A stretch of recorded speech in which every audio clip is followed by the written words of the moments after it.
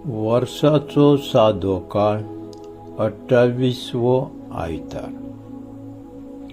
जाणवयेच्या पुस्तका वेलें वाचप. अध्याय 7 ओवी 7 ते 11.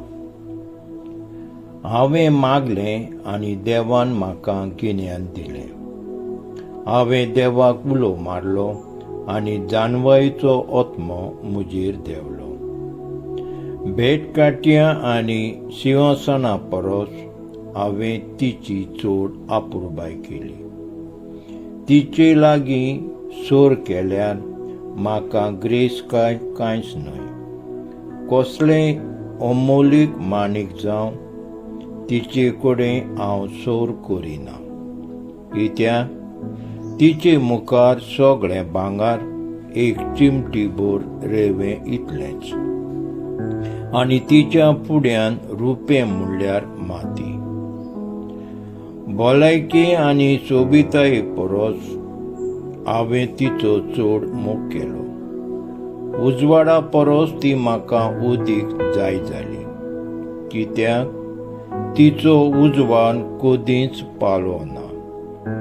तिचे बरोबर सगळ्यो बऱ्यो वस्तू म्हाका मेळ्ळ्यो आनी तिच्या हातांतल्यान अप्रमीत ग्रेसकाय. देवाचें उतर हें देवाचे व्हड उपकार. जबाब. हेब्रेवांक बरयलेले चिटीवेले वाचून. खरेंच देवाचे उतर जिवे आनी सुडसुडीत.